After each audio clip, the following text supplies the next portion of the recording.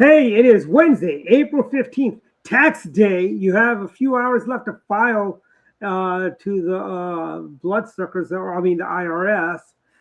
But Americans are getting a bigger refund this year. Welcome to Direct Line tonight. We are honored to have our special guest candidate for governor, John Myrick. And our hosts today are Mark Unkefer and Josh Schnack, filling in for the vacationing Jackie Saxton. I don't think Jackie is. I think you got that wrong. Your correct response is that she's on assignment. So welcome, John. Obviously, you have quite a field of candidates who are running in the Republican primary. There's frankly no shortage of candidates there. Tell me how do you differentiate yourself from those other candidates, and why are you running? Well, hey, Mark, thanks for having me on this evening. I appreciate the opportunity. The easy answer to that one is simply that experience and ability is what separates me from the rest of the field. Unlike most of them, I am a Marylander. My family's been here since 1640. I was raised in East Baltimore in Harford County. I'm a product of the Maryland public school system. I started out my career as a deputy sheriff in Harford County, so I protected Marylanders in their homes at night. I did that for several years and then got recruited over to work federal. I was a counterintelligence agent and intelligence officer for 30 years. Retired in 2013 as a senior intelligence officer for one of the three-letter agencies downtown. During that time, I served 23 years in the U.S. Air Force Reserve. I flew for 10 of that. I'm a decorated combat veteran, and unlike our current governor, I can actually account for every one of my combat decorations. So I bring common sense, decent judgment, and integrity to the field, and that's something that no other candidate can match. So tell me, what heroes do you have in politics that you would use as a model if you're elected governor? Heroes is probably a strong term for me. I take from experiences of several different political figures. I mean, I look at the way, for example, that Abraham Lincoln dealt with his cabinet during the Civil War. I'm a student of history. I've read extensively on Lincoln's trials and tribulations during the war. Also, obviously, Ronald Reagan was very influential when I was a young man. I also take lessons from more current Maryland governors such as Bob Ehrlich and even Larry Hogan, with whom I don't share a whole lot of similarities, but Governor Hogan managed to get things done in a Democrat supermajority state, and was fairly effective, at least during his first term, with delivering on the promises that he made to the people of Maryland. I also look at William Donald Schaefer, a Democrat governor, who was an outstanding mayor, and actually the last Democrat I actually voted for. He did a great job here in Maryland because he remembered to put the people first. So what do you see as the top issue running that it's on people's mind in Maryland? Well, clearly affordability has got to be top of the list for Marylanders everywhere we go. And my running mate, Dr. Brenda Cham, and I have done over 550 events in the past 14 months, all across the state, in every jurisdiction. And everywhere we go, doesn't matter if you were talking to Democrats, Republicans, unaffiliated voters, every one of them are concerned about the affordability issues here in Maryland. Every one of them opens an electric bill. Every one of them pays taxes. Every one of them sends their kids to the same failed schools. So we share more similarities than there are differences across Maryland. So tell me, how would you address the energy issue? What would be the policy change that you'd make? Well, clearly the current governor's green energy policies are directly to blame for a lot of the problems that Marylanders are facing now with these skyrocketing energy costs. The governor would like to blame the presidential administration. He'd like to blame President Trump for these problems. but these problems predated President Trump. These green energy policies, and the governor said he was going to double down on solar and wind, two energy sources that will not and cannot supply enough electricity to Maryland to meet our needs. These are bad policy decisions that even PJM, the company administering our power grid, says are directly responsible for the over 1,000% increase in electric costs since Governor Moore took office. We're going to reverse those green energy policies. We're going to work with the power plants that have been shuttered, with the owners of those plants, to retrofit them to burn clean natural gas, get them back online as quickly as we can. We're going to work with Calvert Cliffs to increase their reactor capacity. And we have a federal administration that's championing nuclear power, which is green energy. So we think we will be able to get those permits down in Washington that Calvert Cliffs needs to increase reactor capacity. We're also going to introduce modular nuclear technology to Maryland.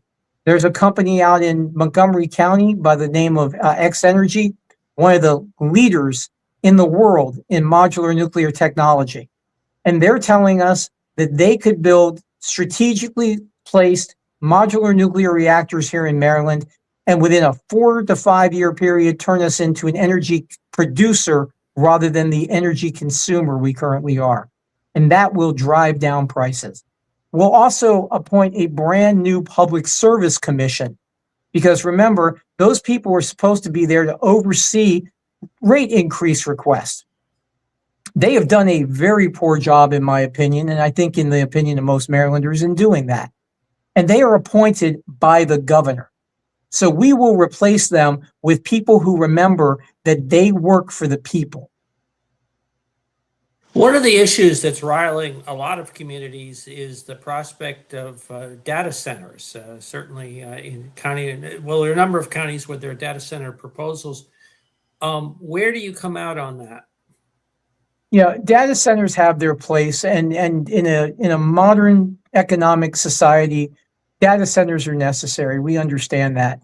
But until we can fix the energy problems for our Maryland residents in their homes, we will work towards a moratorium on data centers until we can solve the energy problem here in Maryland. Because one normal data center uses the same amount of electricity as 100,000 homes. And that increase in demand jacks up the prices for everyone across the grid.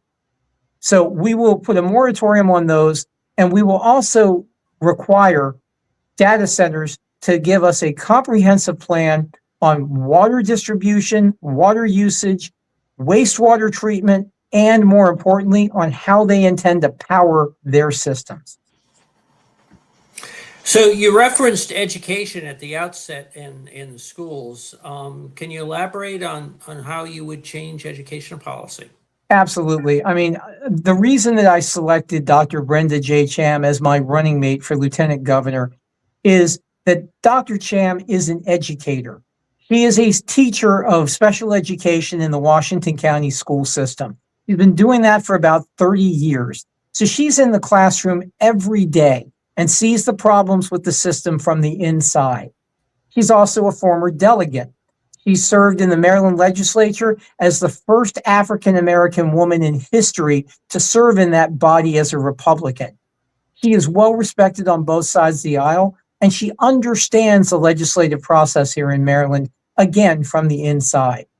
So Dr. Cham, I will put her as lieutenant governor in charge of rebuilding the Maryland school system.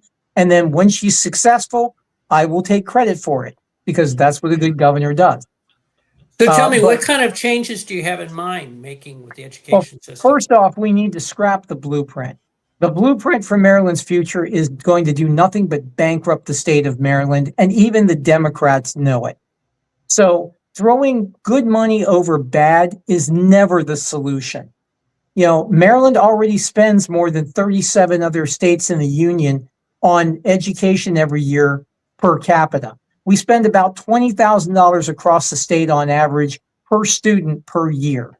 Yet our 4th and 8th graders read and do math at below the national average on a consistent basis.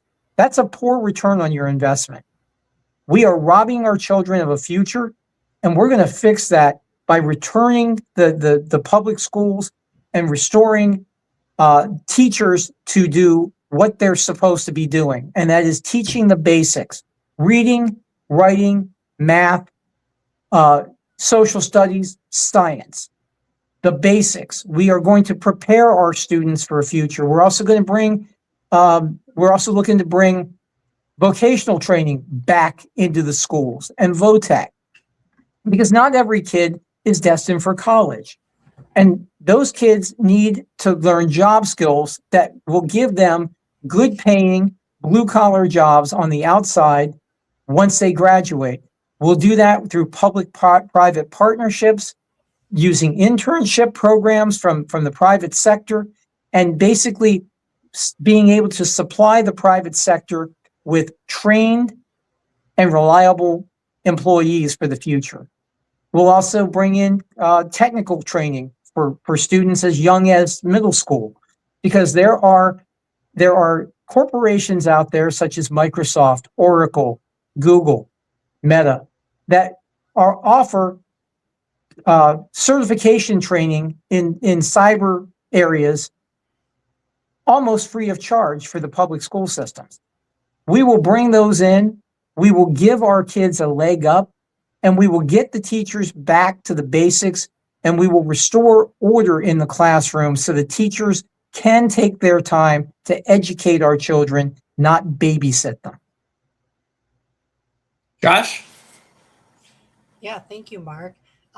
John, it's good to have you. I actually have a question about crime. You know, my girlfriend is very concerned, about crime, and a lot of my family is actually very concerned about crime, but her in particular, definitely I had an incident near Checkers over here on Landover Road, very close to me where I live, unfortunately. And it scared the living crap out of her, unfortunately. And I guess my question is what's your plan to deal with the crime here in the state?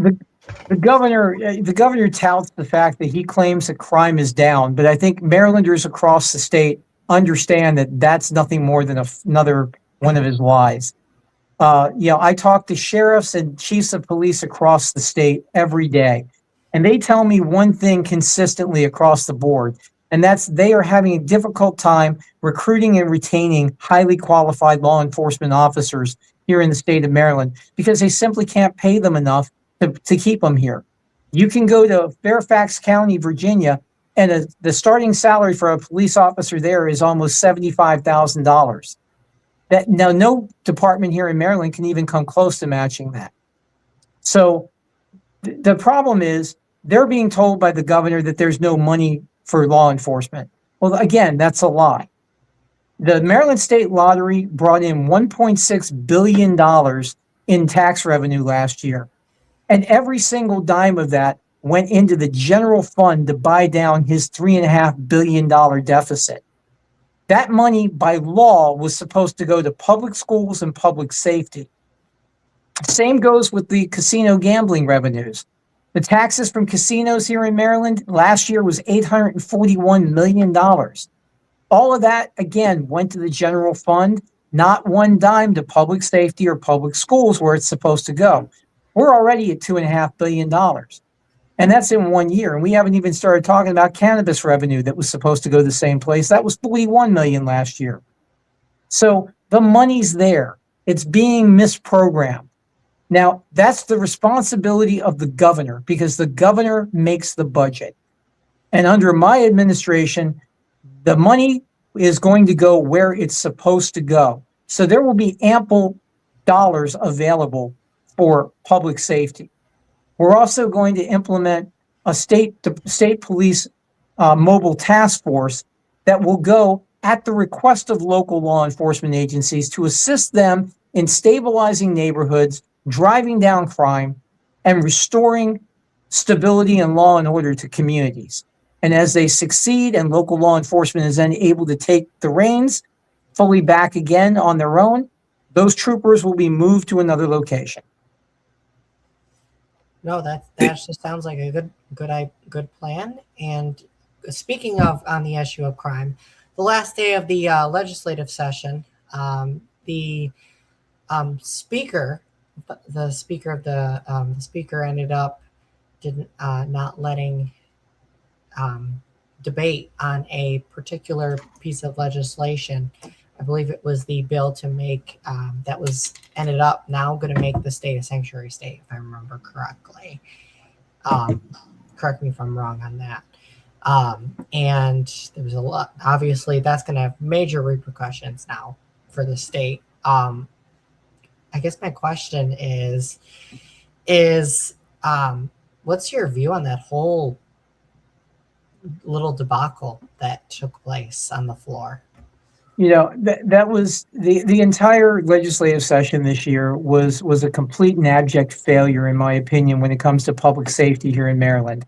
Everything from their ban on the 287G program, which every sheriff that participates in the state has consistently said is a huge part of their ability to keep crime down in their communities, to the prohibition of that they've implemented so that local law enforcement can't deal or can't even communicate with ICE, which I think is not only illegal but also absolutely ridiculous, to their move to make Maryland a sanctuary state. All of that is going to cost Marylanders big, not just from a law enforcement perspective, but also from a federal funding perspective.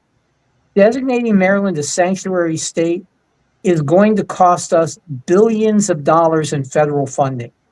This administration is not kidding. They're going to withhold money.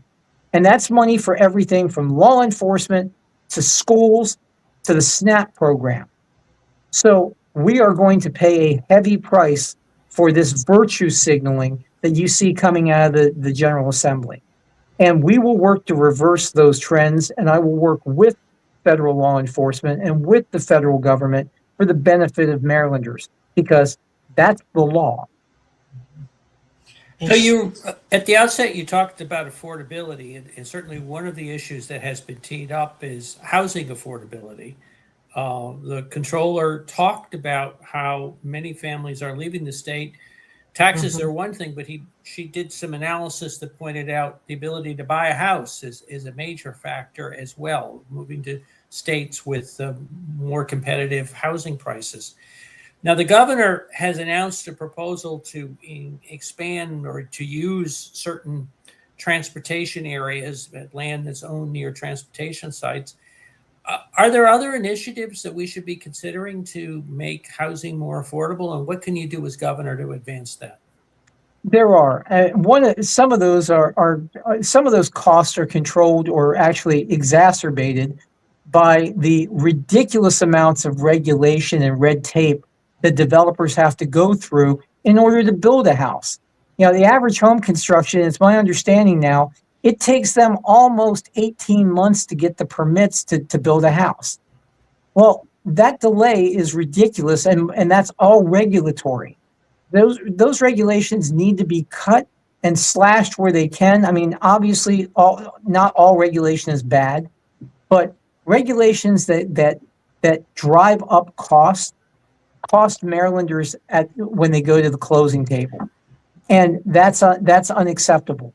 We also need to look at building more affordable housing, but that comes too with developing economic opportunity here in the state.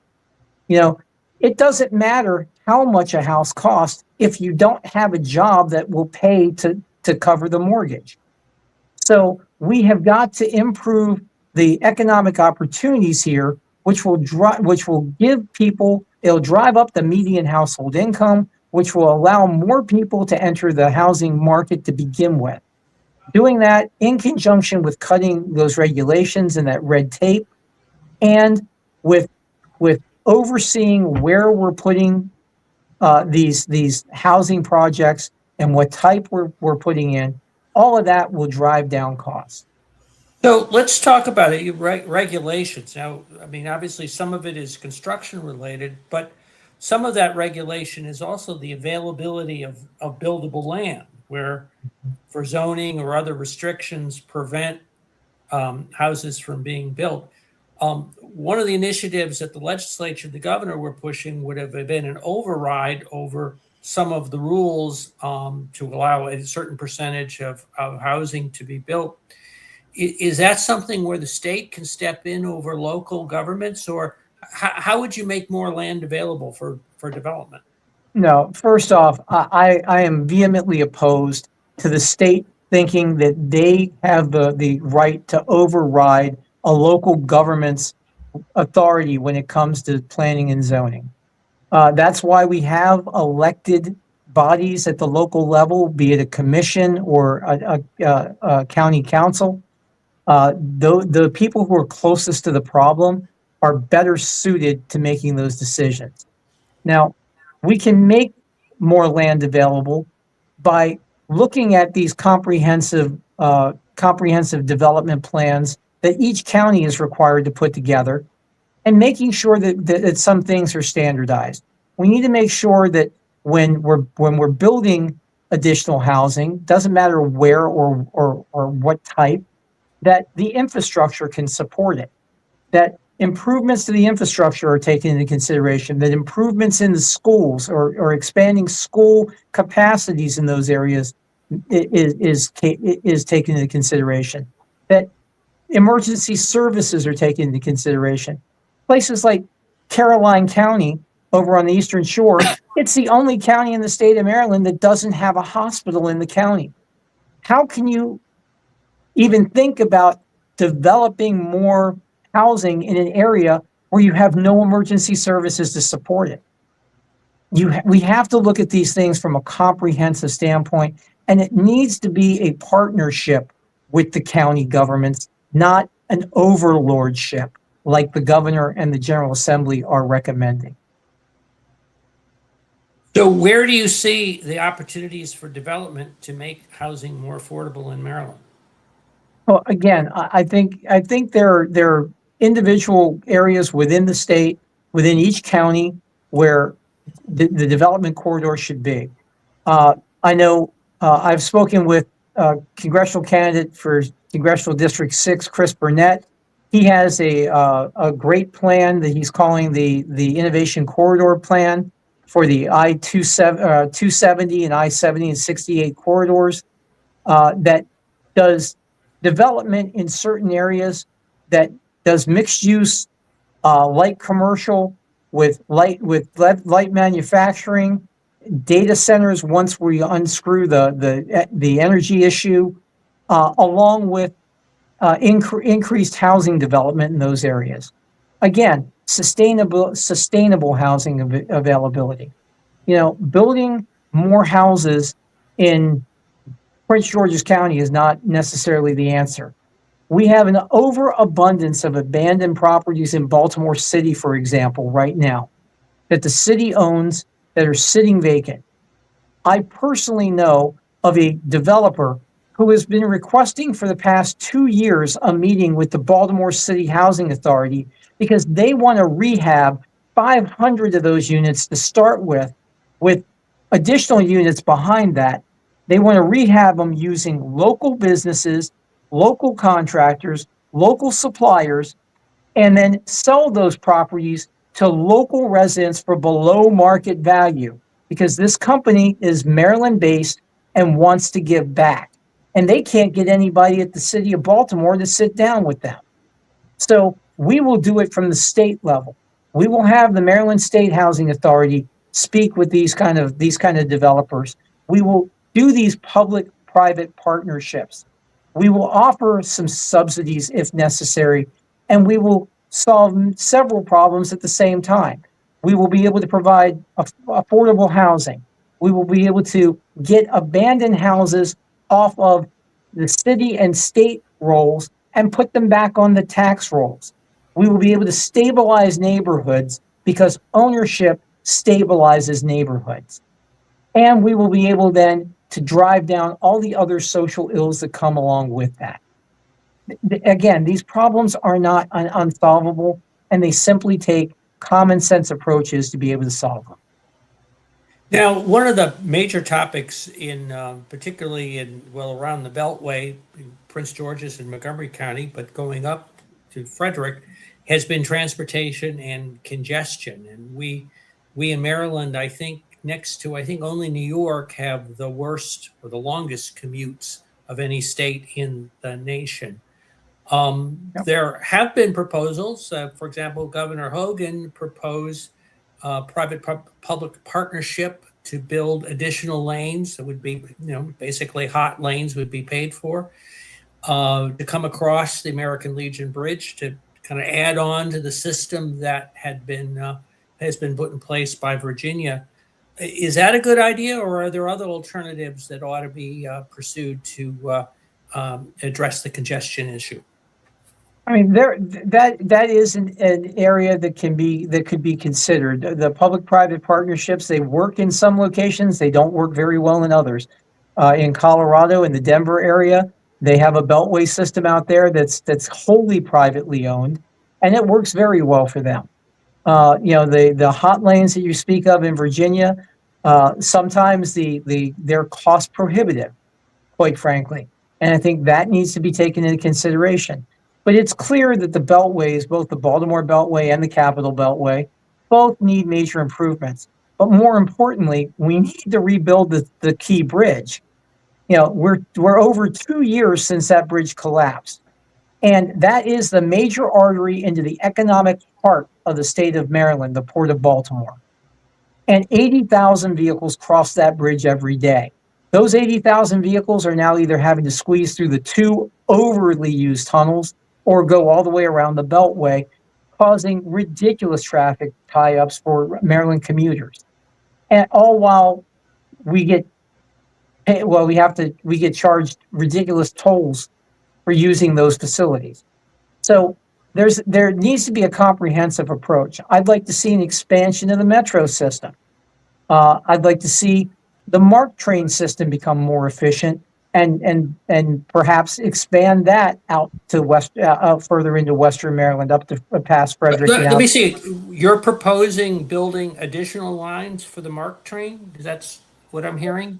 Well, either additional lines or adding capacity to the existing lines, but expanding those existing lines further out or branch lines off of them.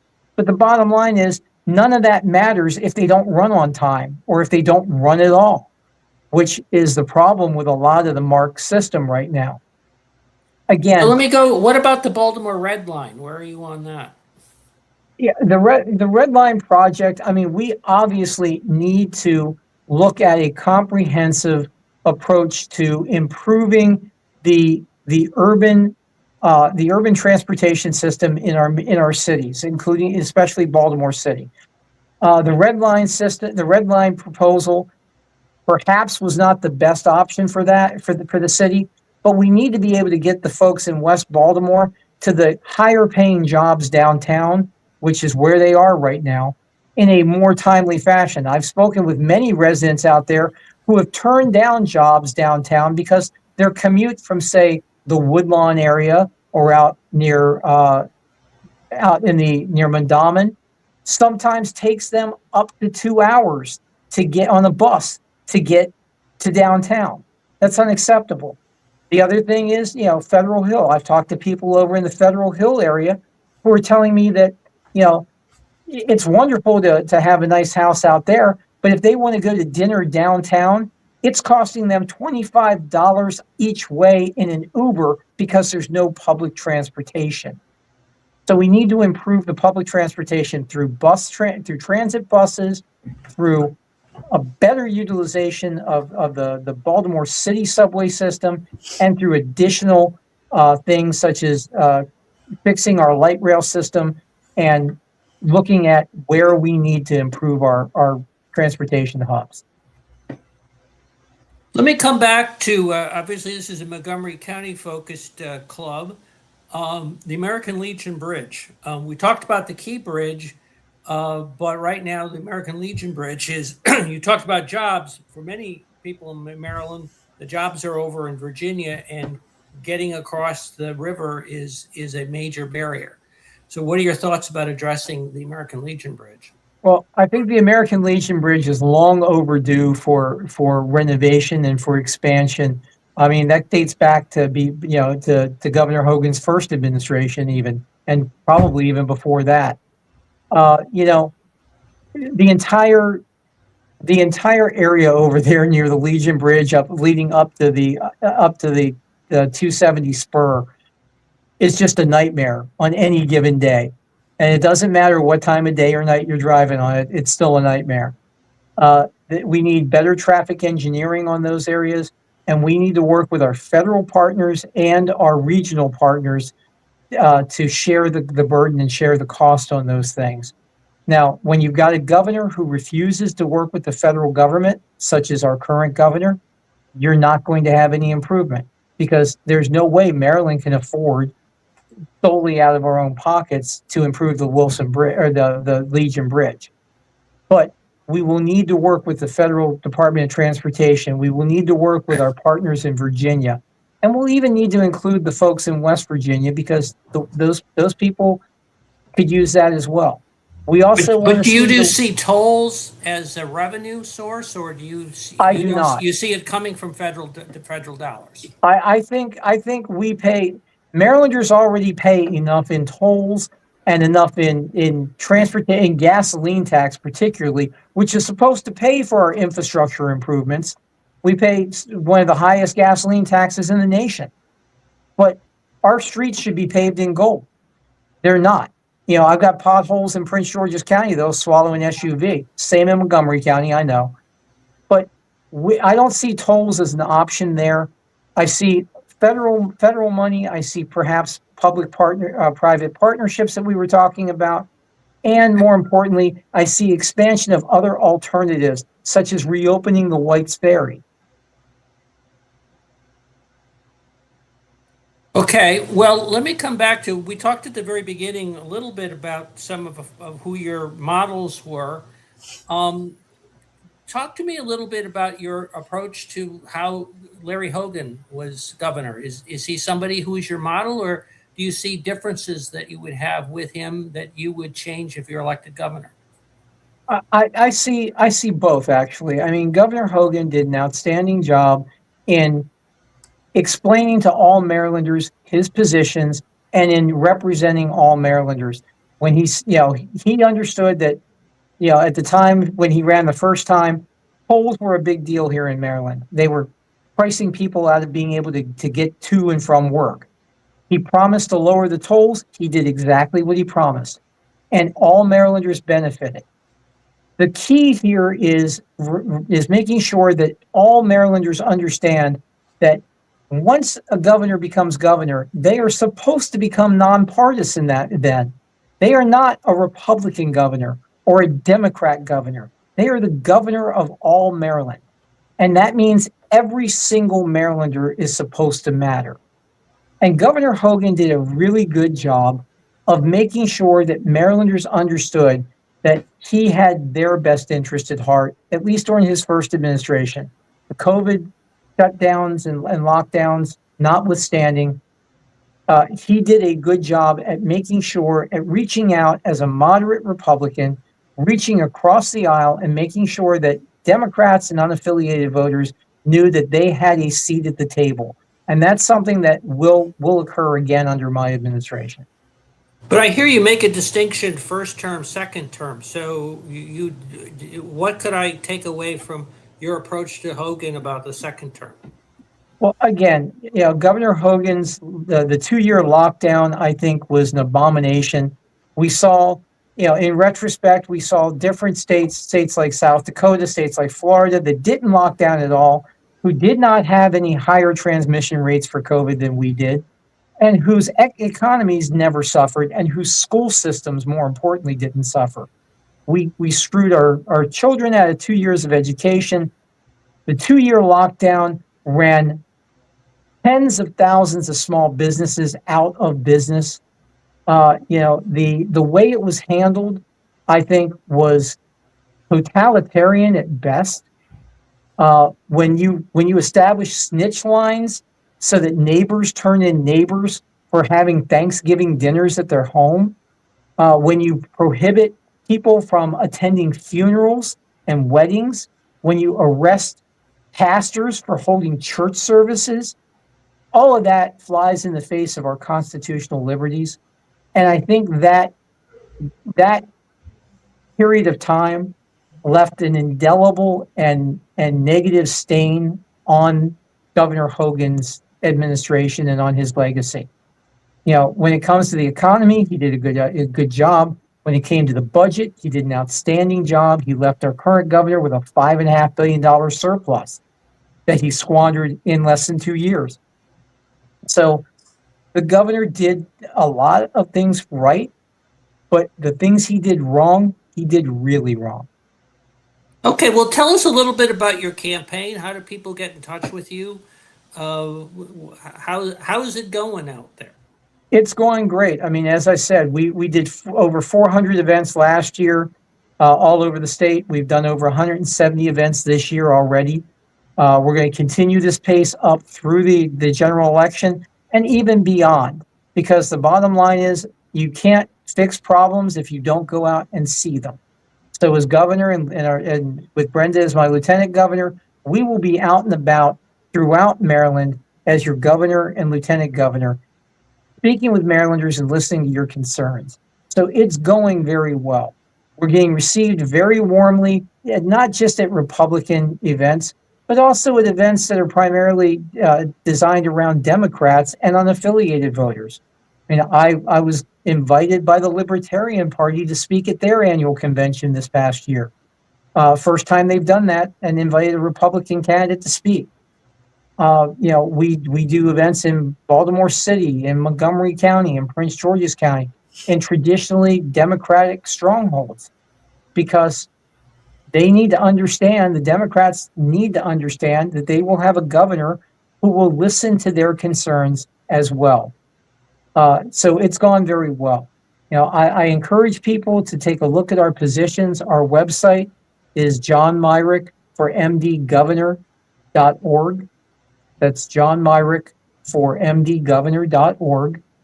We're also on all social media platforms, Facebook, Twitter or X, whichever you prefer to call it, Instagram, Truth Social. We post our schedule every Monday, our schedule for the week every Monday on our social media and on our websites, so that people can look and keep up with us. We post on social media an average of 3 times a day across multiple platforms to let people know where we're at, what we're doing, and that we're out listening to their concerns. And that seems to be resounding with Marylanders across the board. Josh? I would say or do we have time for more questions, or we're out of time? Okay. So I would say one of my other questions is about the DMV. Everyone loves the DMV, right?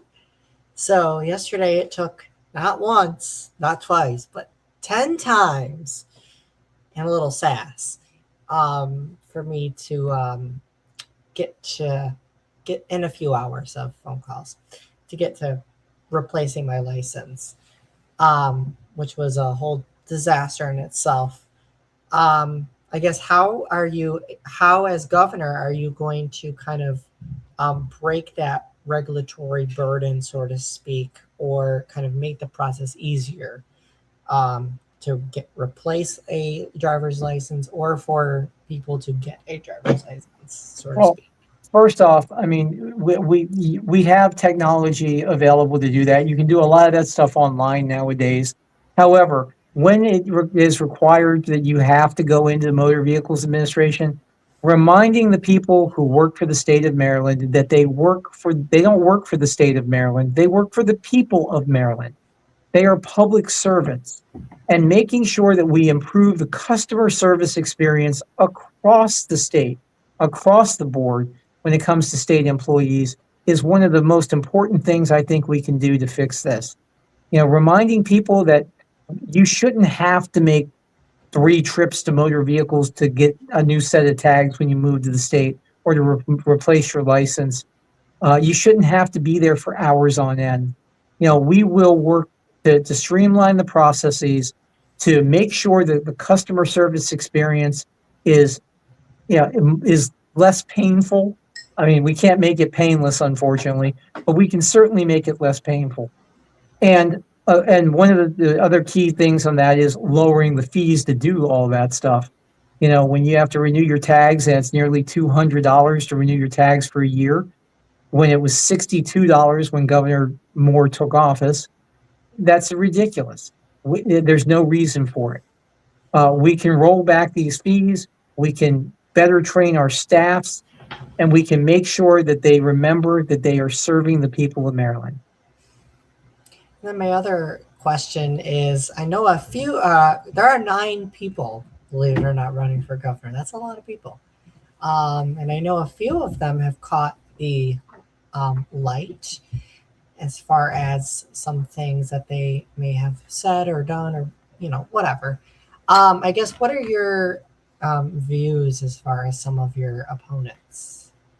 Well, Reagan's 11th commandment, thou shalt not speak ill of a Republican, should be taken a little more to heart. But the bottom line is, I applaud anyone, and I don't care what office you're running for, from dog catcher up to president, anyone who is willing to put their name on a ballot.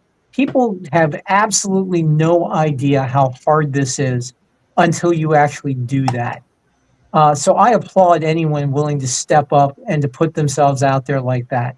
Now, that being said, I have really very little concern when it comes to the Republican gubernatorial field right now. We have been running our campaign from day one as a general election campaign. Wes Moore is my opponent.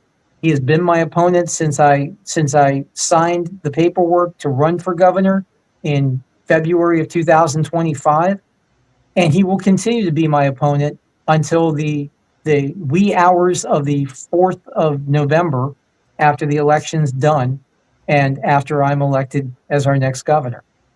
The other Republican candidates, God bless them, they're willing to step up, but the bottom line is, I am the one who is best positioned and the only one who has the ability to actually defeat Wes Moore and to set this state back on the proper course so we can restore prosperity to Maryland. So I don't think we've had an opportunity to give people your website. I assume that's the best way for them to learn. You mentioned the fact that you put your events out at the beginning of the week. Could you provide your website and other ways in which people can get in touch with you and follow your campaign? Sure. The website again is John Myrick or mdgovernor.org. And all of our positions are listed there. Our biographies are listed there. Our events are posted there, our press releases. And more importantly for Marylanders, there's a comment section there where if you type in a comment and you're asking a question, those comments come directly back to my personal email account.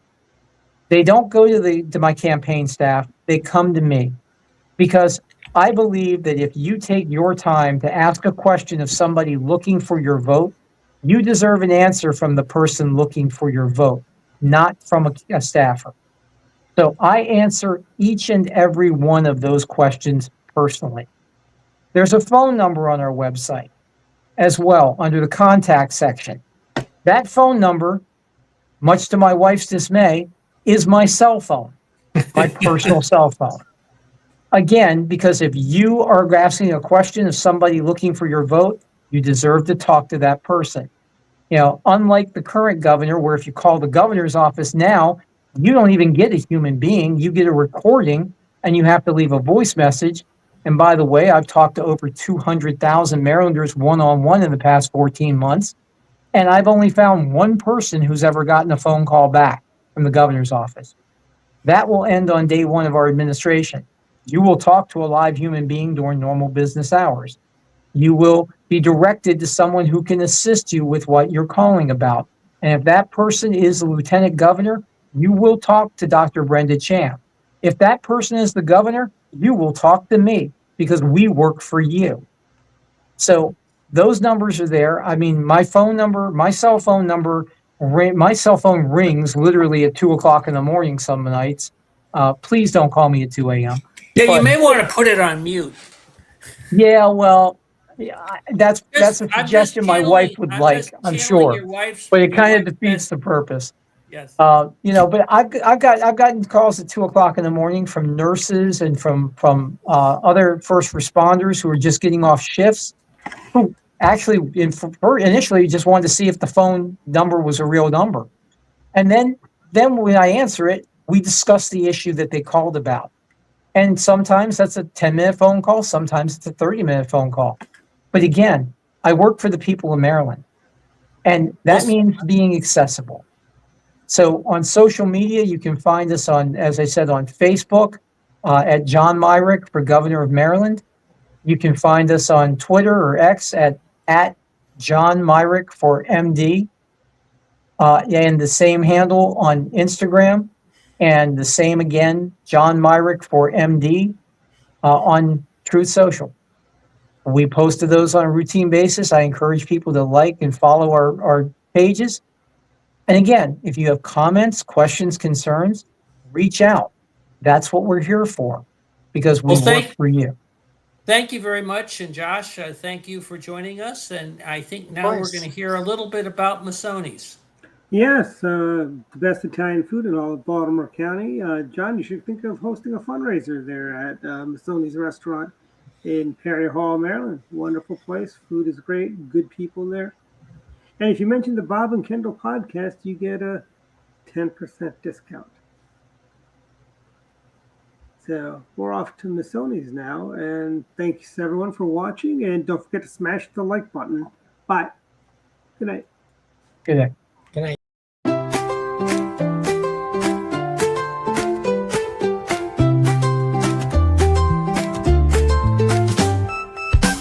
Let's go down to Masoni's, where Italian cuisine shines.